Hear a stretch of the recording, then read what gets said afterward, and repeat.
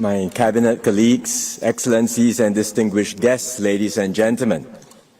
This year marks Singapore's 60th year of independence. Back in 1965, few believed that we would make it. We were a small city-state with no natural resources, no hinterland, no means of defense. The odds were stacked against us. But step by step, we defied expectations. We overcame challenges and built the Singapore today as a vibrant, modern, and globally respected nation. So this SG 60 years is really a time for us to reflect, to look back on how far we have come, and importantly, to look ahead and chart the way forward in a rapidly changing world. To understand our journey, we must first understand the global environment in which our nation was forged. Singapore's success did not happen in a vacuum. For much of the past 60 years, we thrived in a post-World War II rules-based international order, one that was shaped and underwritten by American leadership. After the Second World War, the U.S. took an extraordinary approach for a victorious power. It supported decolonization, paving the way for the independence of many nations in Africa and Asia. It helped to rebuild the economies of its defeated enemies, Germany and Japan, and it launched the Marshall Plan to help Western Europe get back on its feet. It established global institutions like the United Nations, the IMF, and the World Bank, and GET, and later on the WTO. It championed free trade and open markets. All this promoted an international system of rules and norms that enabled global cooperation. It created space for smaller nations like Singapore to participate meaningfully in world affairs and to benefit from global trade and development. America pursued these efforts out of its own enlightened self-interest. Because having been dragged into 2 world wars, it was determined to prevent another global conflict.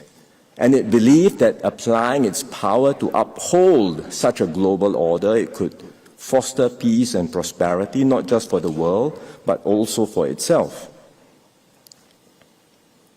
During the Cold War, the U.S. took decisive steps to stem the tide of communism. Its intervention in Vietnam gave Southeast Asia and Singapore the time and space we needed to develop and grow.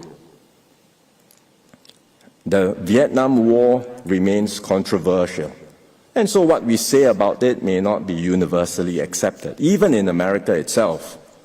But Singapore is profoundly grateful for the tremendous sacrifices the U.S. made intervening in Indochina at that time.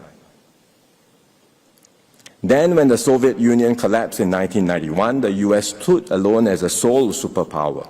Its leadership and security umbrella maintained peace and stability in Asia and created an environment in which countries like Singapore could flourish and thrive. Of course, things were not perfect. From time to time, America was criticized for double standards and inconsistency. But by and large, it remained a force for stability and a force for good. It is in this international context that Singapore took flight. Back in 1972, Mr. Rajaratnam envisioned Singapore as a global city, one that would, quote, draw sustenance not only from the region but also from the international economic system. This vision flourished because of the global environment of cooperation, rules, and stability, and because Singapore chose to plug into this global system. Today, very unfortunately, this international order is fraying. The conditions that sustain it no longer hold. Within America, support for global engagement has declined. Many Americans feel left behind by globalization. Their communities have suffered job losses, stagnant wages, and social dislocation. There is a growing sense that other countries are benefiting disproportionately from America's security umbrella and access to its markets while contributing little in return. The long and costly wars in Afghanistan and Iraq after 9/11 have deepened public wariness towards foreign entanglements. And the shocks from the global financial crisis of 2008 and the COVID pandemic have caused further disruptions and dislocations.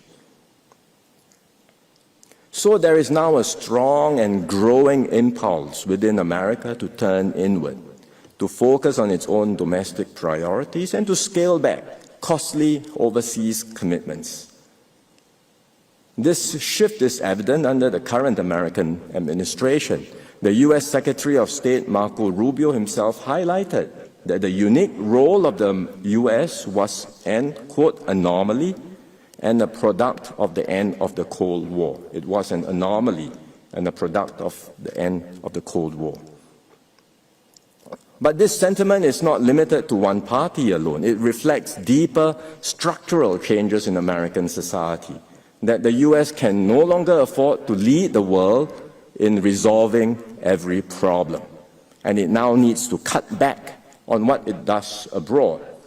So this may not just be a temporary change in policy. This could reflect the new normal in the U.S. for some time to come.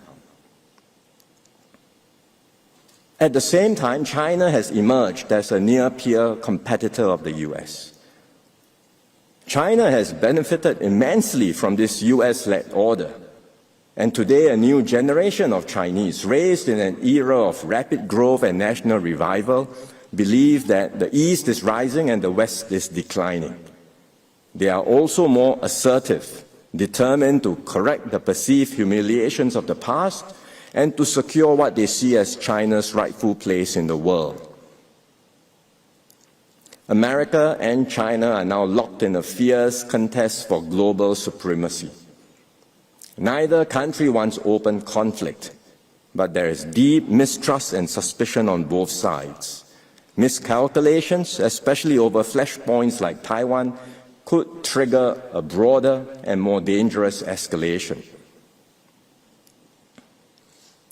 Both powers claim they do not wish to force countries to choose sides. But in reality, each seeks to draw others closer into their respective orbits. This rivalry is already reshaping our world and will continue to define the geopolitical landscape for years to come.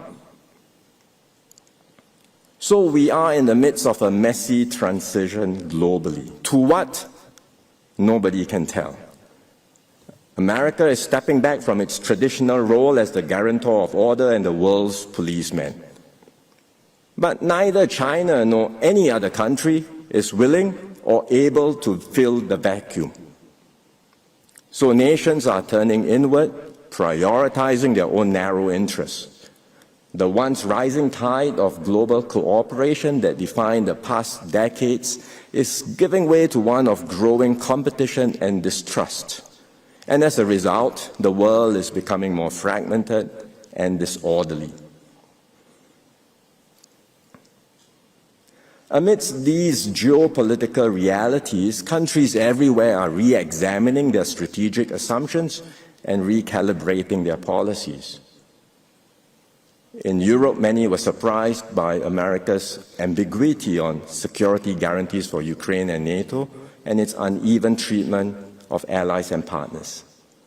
There is palpable anxiety over reliance on U.S. military support, and European countries are fundamentally rethinking their defense postures.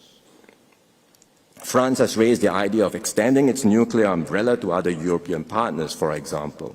Poland has expressed interest in acquiring access to nuclear weapons, and Germany's Bundestag has voted to exempt defense spending from its fiscal rules. These are not minor shifts.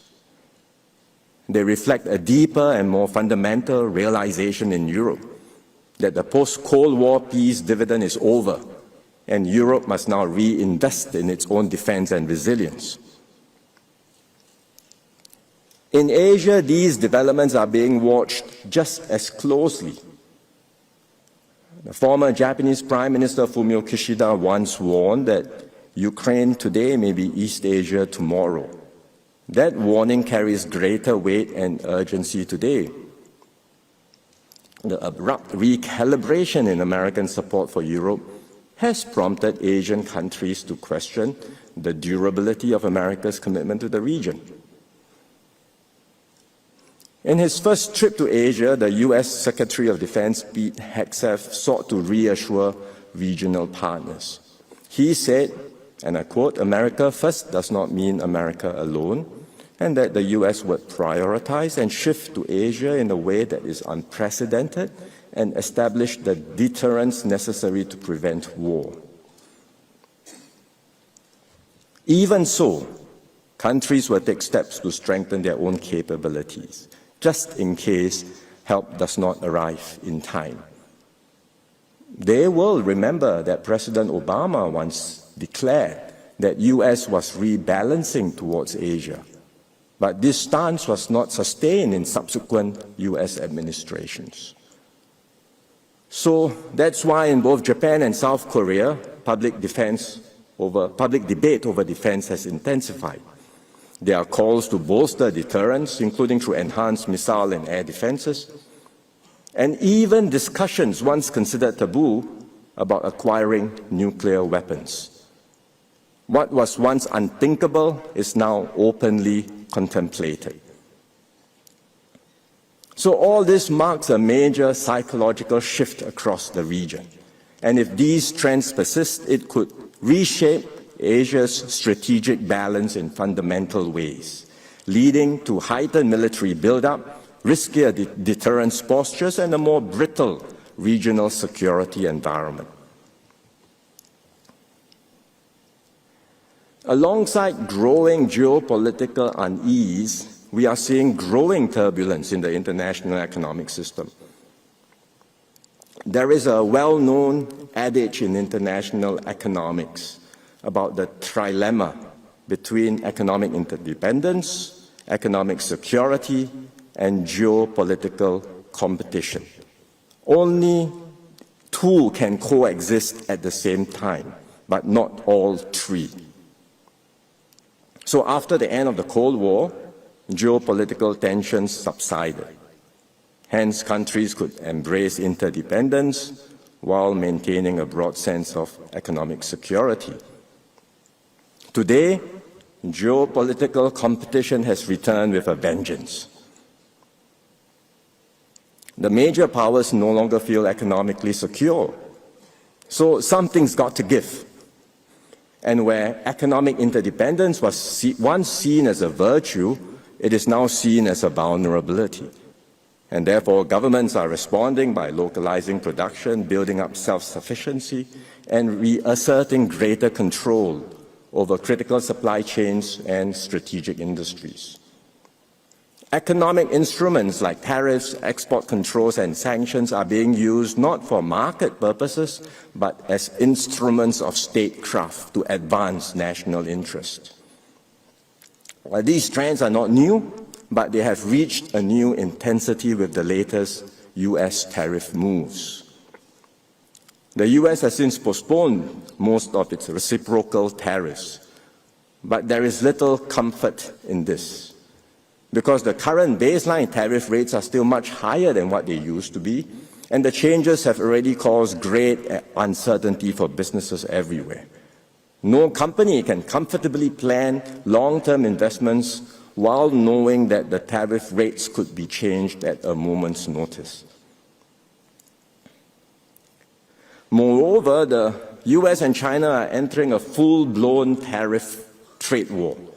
The U.S. tariffs on Chinese goods are now 145%, and China has responded, as all of you know, with tariffs on U.S. goods at 125% and vowed to fight to the end. At these rates, trading between the two countries will just grind to a halt, and the pain will be felt not just by them, but by countries everywhere.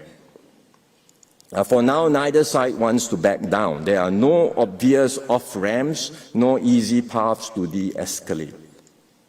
and the deterioration of trade ties will accelerate the decoupling of the two economies. What we are witnessing is the remaking of the global economy not as one integrated system, but increasingly as bifurcated ecosystems centered around America and China. And as economic ties fray, other aspects of the US-China relationship will come under greater strain. Trust will erode further. Tensions will rise across multiple domains. I've just shared what I think is sobering but a realistic assessment of our concerns happening globally. For a small, open economy like Singapore, these global developments are deeply worrying. Our prosperity has depended on a stable, rules-based global order and the free flow of trade, capital, people, and ideas. As the old order frays, a new one will eventually emerge. It is likely to be more multipolar, less coordinated, and more contested. It will not be shaped by the grand designs of a single superpower, nor by a harmonious concord of all the major powers, but more by the actions and choices of many different players. And despite our limitations as a small state, we cannot afford to be a passive bystander in this evolving landscape. Instead, we must respond with agility and resolve and actively shape our own destiny. And Singapore today is not without agency. We are better resourced, more capable, more connected than we were in 1965. We have forged strong friendships around the world. The Singapore brand is well regarded, and we enjoy a deep reservoir of international goodwill. More importantly, we are not alone. There are many like-minded countries that share our commitment to an open, stable, and rules-based global system. So we can and we will deepen and expand our networks with them. And together, we can preserve the multilateral frameworks that matter and lay the groundwork now for a more stable global order that can emerge in the years ahead. And it's with that in mind that we will move forward on three key thrusts. First, we will contribute actively to the stewardship of the global commons. Because many of the world's most pressing challenges, from AI governance and climate change to future pandemics, require more global cooperation, not less. And when we say we support international law and multilateralism, we are not just hoping for the best. We are actively working to make things happen. We understand that our interests as a small state are best protected when rules apply equally to all, and we take concrete steps to uphold these rules.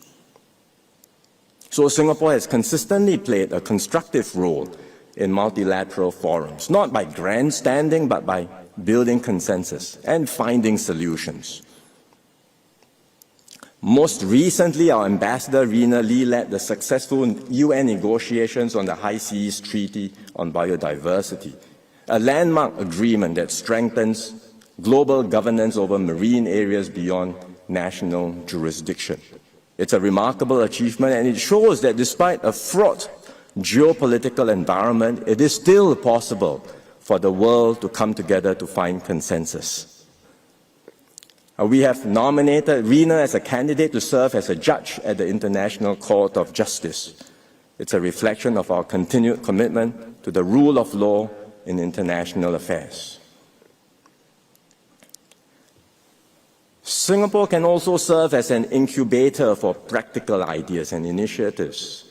For example, during the COVID pandemic, we founded and co-chaired the Friends of COVID-19 Vaccines Global Access, or COVAX, facility to promote vaccine multilateralism. More recently, we launched the Financing Asia's Transition Partnership, or FAST-P. This is a blended finance platform aimed at mobilizing private capital to support Asia's decarbonization. Given our developmental journey, we can also do more to support other countries' development by sharing our experience. Our approach is centered on supporting human capital development, which we believe is the fundamental ingredient for any country's success. And we do this through curated training programs and study visits to build capacity and to catalyze change. And we have been able to make an impact. Since 1992, the Singapore Cooperation Program has benefited more than 155,000 officials from over 180 countries, territories, and intergovernmental organizations. We will do more in these challenging times, and that's why we have established a new development partnership unit in MFA to coordinate efforts across government agencies in Singapore, strengthen collaborations, and focus on areas where Singapore can make a meaningful impact. We will continue to focus on Southeast Asia, which is our region, but we will also set aside more resources for partners further afield in Africa, the Middle East, Latin America, the Pacific, and the Caribbean. And we will expand our work in new domains like the digital economy and renewable energy. And through these efforts, we hope to be a responsible stakeholder that helps shape a more stable, resilient, and inclusive global environment. Second, we will champion deeper regional cohesion and integration. ASEAN remains central to Singapore's foreign policy. In a fragmented world, regional unity matters more than ever. If ASEAN can stay cohesive and proactive, it will help all 10 members navigate geopolitical tensions and maintain our collective relevance. As Mr. S. Rajaratnam once said at the founding of ASEAN, if we do not hang together, we will end up hanging separately. ASEAN's economic integration has come a long way. Combined, we are now the world's fifth largest economy, and we have managed to make the ASEAN Free Trade Area virtually tariff-free, virtually, not yet 100%. So there's still some way to go. These gains have already benefited our citizens and businesses, but we cannot and we should not stop here. We have to accelerate our integration efforts. We should aim for 100% tariff elimination across the region and boost intra-ASEAN trade. And we should further reduce non-tariff barriers to make it easier for businesses to operate across ASEAN.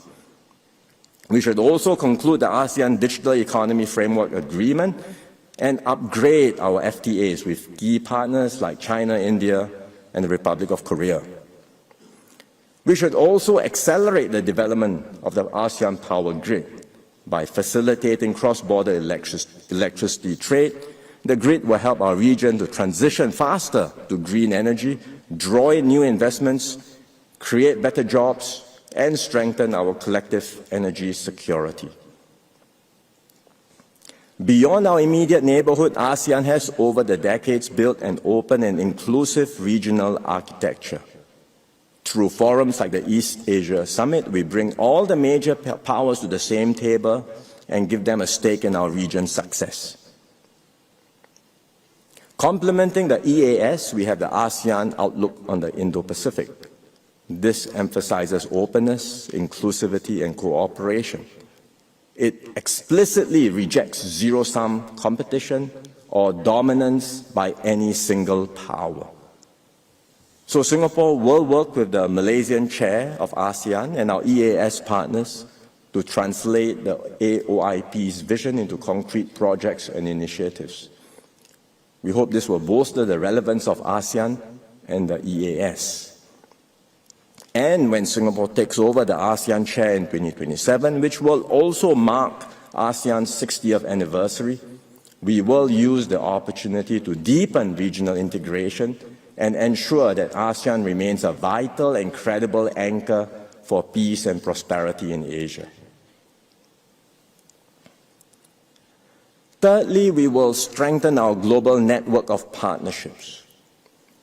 In this increasingly multipolar world, we must develop more varied and deeper relations with multiple partners.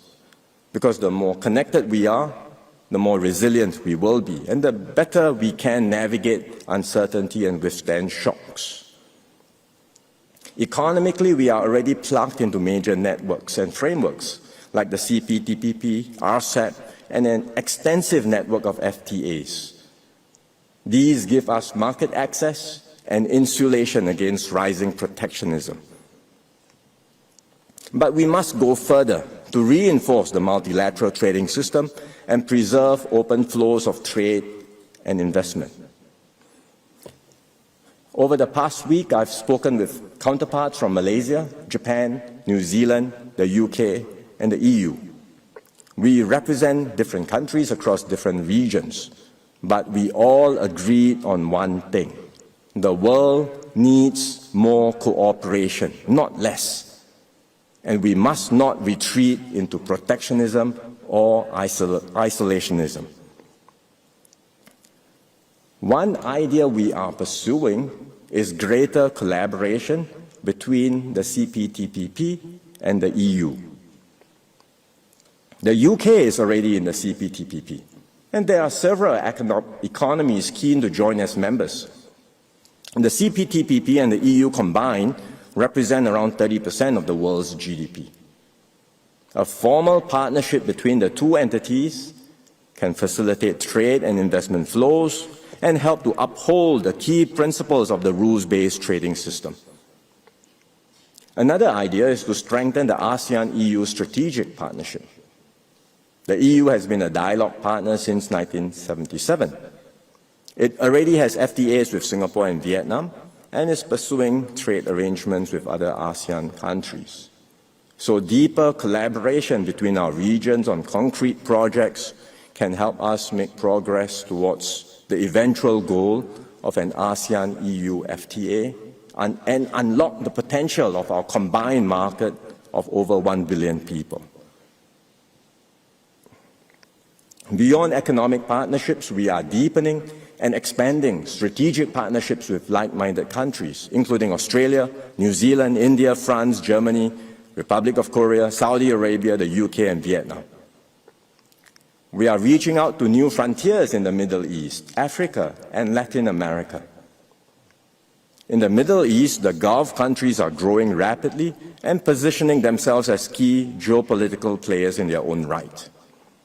We have a comprehensive partnership with the UAE, and we just upgraded our relations with Saudi Arabia to a strategic partnership. We have also institutionalized dialogues with Qatar and Oman. So we will do more, not just with the Gulf countries, but also other Middle Eastern partners. And we will step up efforts to develop closer ties with Africa and Latin America. These regions are brimming with potential, but we have not fully engaged them due to distance or unfamiliarity. We now only have 2 diplomatic missions serving the entire continent of Africa, in Cairo and Pretoria, and only 1 in Latin America. This is insufficient. We will open new diplomatic missions in Africa and Latin America over the next few years. We hope this will show our friends in Africa and Latin America that Singapore is keen to do more, to trade, invest, and partner with them for mutual benefit. These are the steps that we will take to navigate this increasingly fragmented and turbulent world. Like in 1965, we once again find ourselves in uncharted waters. We are still a small country with no natural resources, but we are no longer the Singapore of 6 decades ago. We have built deeper capabilities and become stronger and more resilient. We have found innovative ways to overcome our lack of critical resources, be it water, land, or energy. We have carefully built up our financial reserves, providing us with a vital cushion in times of crisis. And we've built up a strong and effective SAF and home team. Because from the outset, we recognize the importance of defense and homeland security. And unlike some places which scaled back conscription or cut back on defense spending, we consistently invested in these areas over the years and strengthened our institution of national service. Singaporeans know that if we are ever threatened, no one will come to our rescue. No one else will safeguard Singapore's interests or secure our future for us. We can only depend on ourselves. No doubt, Singaporeans today are also more well-traveled, more well-informed about the world. Many don't just want to know how Singapore will be affected by developments elsewhere. They also want to know how we are responding and why. Naturally, there will be differences in views and even strongly held opinions of how we should position ourselves internationally on global issues. In fact, it's a sign of a healthy and mature citizenship to have a diversity in views and opinions. But we must never let our diversity become a source of division.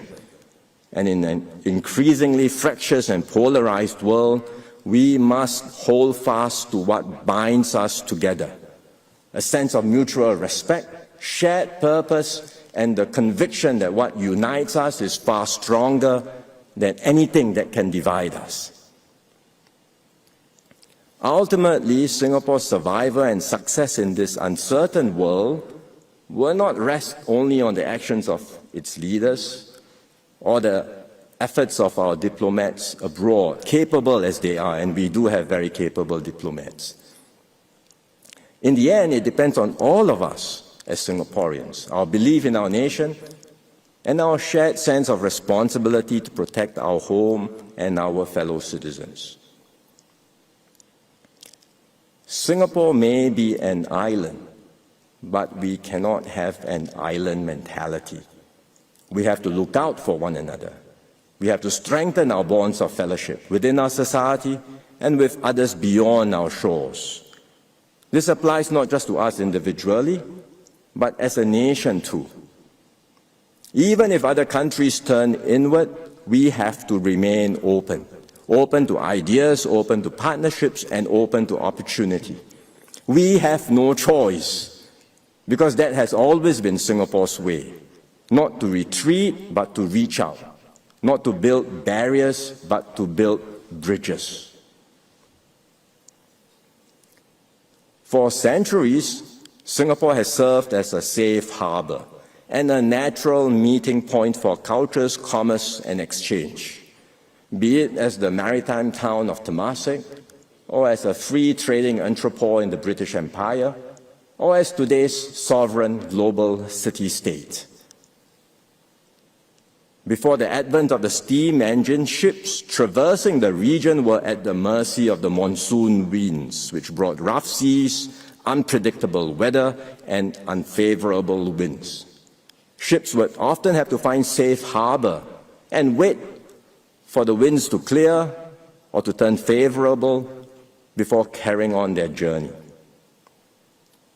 The monsoon patterns of maritime travel meant sailors, traders, and immigrants from China, India, and the Malay archipelago and the Middle East would then come to Singapore as a meeting point, as a hub, to meet, trade, and settle.